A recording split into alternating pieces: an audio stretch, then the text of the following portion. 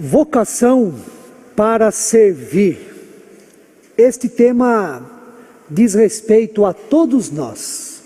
Fomos criados e somos chamados, vocacionados por Deus para servir. Na leitura das primeiras páginas da Bíblia, aprendemos que servir tem a ver com a essência, tem a ver com a essência do nosso ser, tem a ver com a nossa vida como um todo.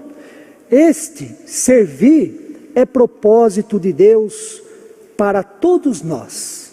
Eu e você nascemos pela vontade de Deus para servir. Servir na família, servir por meio da nossa atividade profissional, servir por onde quer que nós passamos, servir também na igreja. Em Gênesis 1, vemos que o homem e a mulher são criados à imagem e à semelhança de Deus, e por ser assim, com a bênção de Deus, eles devem multiplicar, encher a terra e sujeitá-la. Devem também dominar sobre os peixes do mar, sobre as aves do céu e sobre todos os animais, ervas do campo e árvores frutíferas. E isto tem a ver com servir, sujeitar a terra, dominar a terra conforme o propósito divino na criação. Não significa tomar posse, ser dono, fazer o que bem entendemos, mas significa sim servir a Deus, cuidando e mantendo a ordem da criação divina conforme a vontade do Criador. Servir também está presente no relato de Gênesis 2, quando Deus formou o homem do pó da terra e este passou a ser alma vivente. Ele foi colocado para cultivar e guardar o jardim, bem como para dar nome aos animais, ou seja, ser responsável pelos animais. Mais adiante no texto, Deus criou a mulher para ser companheira, auxiliadora idônea do homem na gratificante missão de servir. A partir destes 2 capítulos iniciais da Bíblia, e avançando na leitura até o livro do Apocalipse, vemos que servir é a razão de ser da vida humana. Devemos servir a Deus, devemos servir ao próximo, devemos servir toda a criação. Devemos servir a Deus porque Ele é o Criador de todas as coisas, porque Ele é o único Deus digno de ser louvado e adorado, porque Ele é soberano em amor e deseja o nosso bem e o bem de toda a sua criação. Devemos servir a Deus porque Ele nos ama e enviou o Seu Filho unigênito para a nossa salvação. Devemos servir o próximo também, servir o próximo em suas necessidades e quando ele estiver sofrendo. Devemos servir o próximo com os nossos talentos, com os dons que nós recebemos do Espírito Santo, servir o próximo com o nosso tempo, com os nossos recursos, servir o próximo por meio da companhia, da escuta ativa, do ombro amigo, servir o próximo por meio da oração e também da solidariedade. Devemos servir, por fim, toda a criação. Servir no sentido do cuidado, da preservação, da manutenção, da harmonia de todas as coisas criadas. Precisamos cuidar do planeta em que vivemos, de todos os seres vivos e da natureza. Precisamos ser responsáveis em relação aos recursos naturais, que são limitados.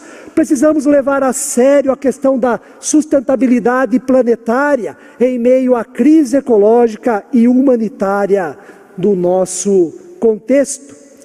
Penso que leitor que era dos evangelhos, e parafraseando Jesus, o líder pacifista indiano Mahatma Gandhi certa vez afirmou de modo muito acertado: quem não vive para servir, não serve para viver. Quem não vive para servir, não serve para viver. Se fomos criados por Deus para servir, se a nossa vocação é servir a Deus, servir o próximo e toda a criação, a questão para a nossa reflexão nesta manhã, irmãos e irmãs, refere-se à qualidade. A qualidade. Qual a qualidade do nosso servir, conforme o mandato, conforme o propósito divino? Como tem sido o nosso servir? Estamos servindo com o pressuposto e com a motivação correta? Como estamos no que diz respeito à exortação do apóstolo Paulo? Rogo-vos que andeis de modo digno da vocação a que fostes chamados. Andar de modo digno da vocação, e esta vocação se resume no servir. O texto da palavra de Deus que lemos há pouco, Evangelho de Lucas, no capítulo 15, versículos 25 a 32, corresponde à parte final da parábola do filho pródigo. Parábola esta que, conforme uma conversa que tive com um irmão da igreja, membro da igreja nessa semana, parábola essa que poderia corretamente receber o título parábola do pai amoroso, pois o que chama a nossa atenção nesta parábola é o amor demonstrado pelo pai ao filho que errou e estava perdido. E esta parábola nós conhecemos muito bem. O filho mais novo pede a sua parte na herança enquanto o pai ainda está vivo, o que é uma insensibilidade e um desrespeito muito grande. O pai atende o pedido e o filho então sai de casa e gasta toda a sua fortuna, toda a sua riqueza de forma irresponsável e dissoluta.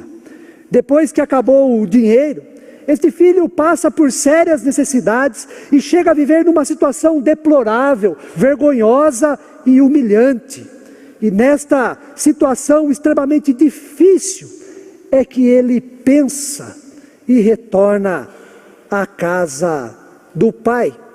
E estando ele ainda longe, o pai o reconheceu e diz o texto, compadecido, o pai sai correndo ao encontro do seu filho. E ao se aproximarem, o filho recebeu um abraço caloroso do pai. Ele reconheceu o seu erro, pediu perdão e pediu também para ser tratado como servo, pois ele sabia, ele reconhecia que não era mais digno, depois daquilo que ele fez, de ser tratado, de ser recebido como filho, ou então na condição de filho.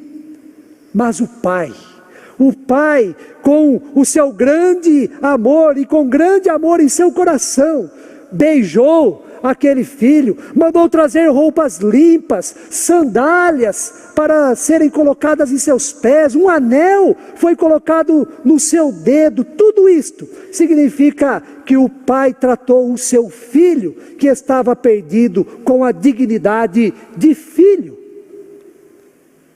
E tomado de grande alegria, o pai então organizou uma festa por ter reencontrado aquele que estava perdido e estava sofrendo numa situação humilhante.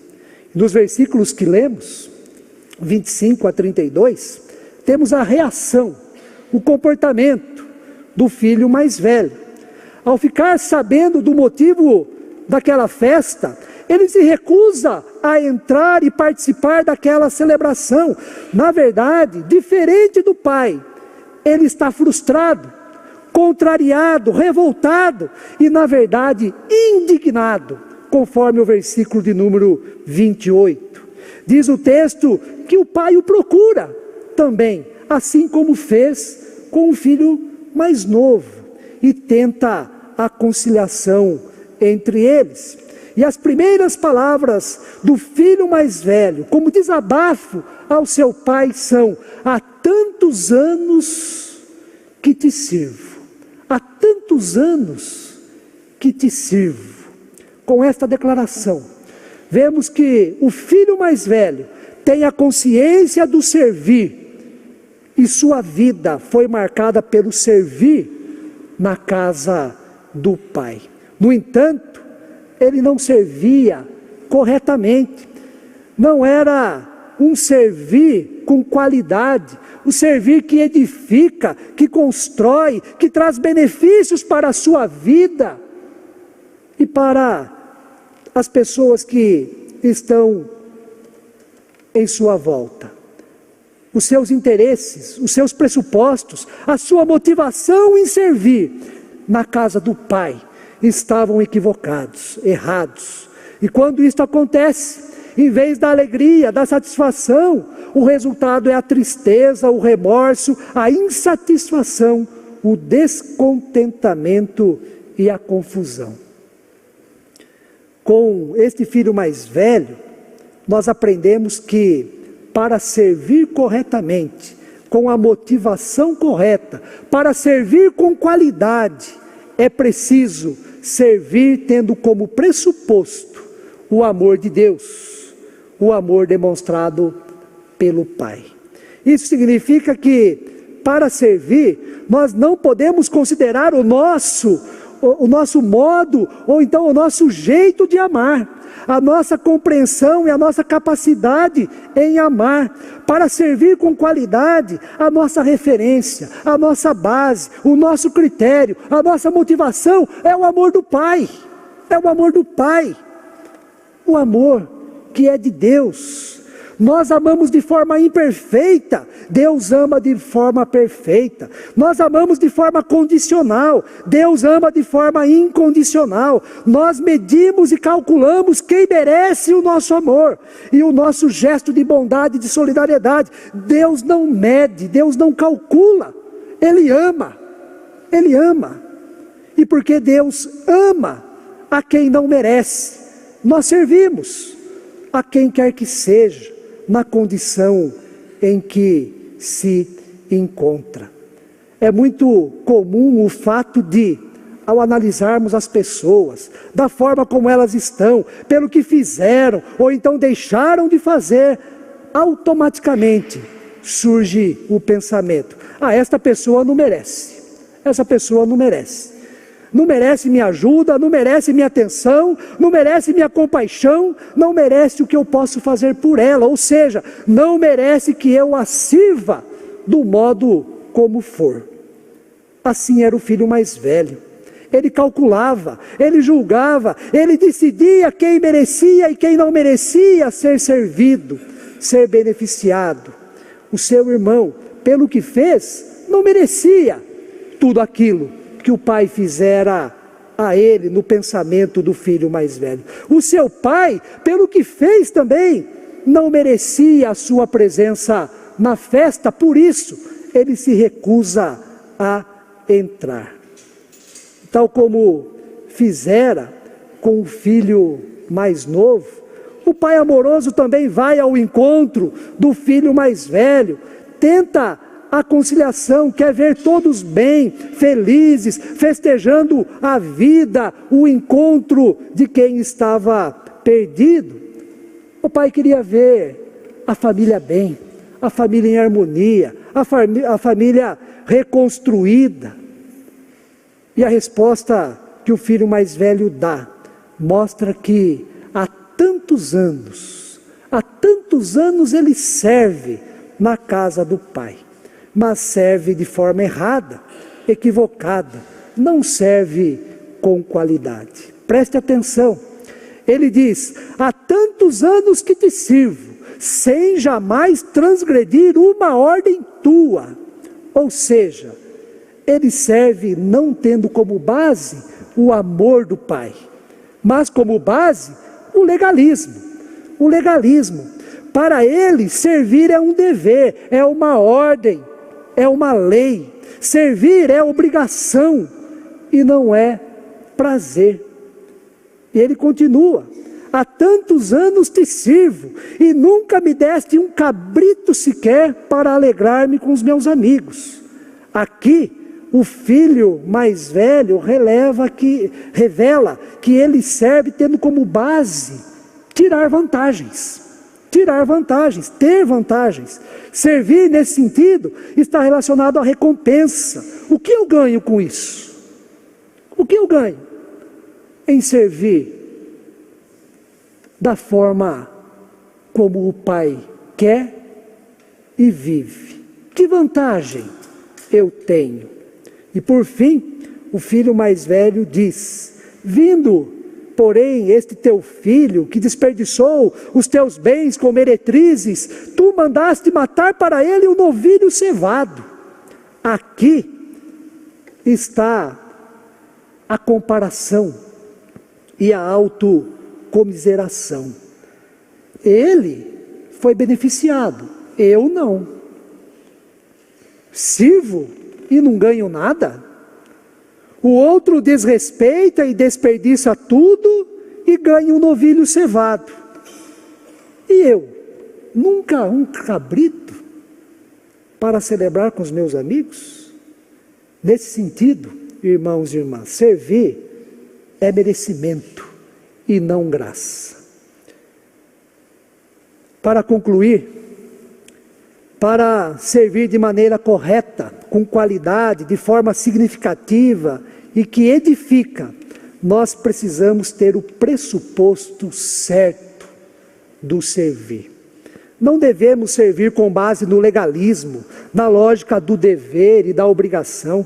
Não devemos servir querendo ter vantagens, sejam elas materiais ou então até mesmo para demonstrar aos outros que eu sou bom, merecedor de elogios, de admiração. Este é o comportamento dos fariseus que Jesus condenou e chamou-os de hipócritas, porque gostam de aparecer que são espirituais, que são bons, que são fiéis, exemplares, cumpridores da lei. Não devemos servir com base no legalismo, não devemos servir querendo tirar vantagens da nossa ação, e não devemos servir também nos comparando com os outros. Quem é mais beneficiado? Quem faz mais ou então quem faz menos? Quem merece e quem não merece? Elimine a comparação no seu ato de servir a Deus, ao próximo e também à criação divina. Para servir, nós temos que ter como pressuposto, como base, como critério último, o amor de Deus. Porque Deus ama, nós servimos. Servimos quem está na situação de rua, servimos quem está dominado pelas drogas, servimos a quem está sem emprego, servimos a quem está sofrendo. O principal paradigma, modelo para nós, referência do servir, tendo como base o amor de Deus, o amor do Pai, é Jesus. Jesus, como ele mesmo diz, não veio para ser servido, mas para servir e dar a sua vida em favor de muitos que não mereciam e que estavam perdidos, como eu e você. Que o amor de Deus pelo outro, pela criação, o amor que devemos também a Ele, seja o referencial, o pressuposto e a base do nosso servir. E que o Senhor assim nos abençoe.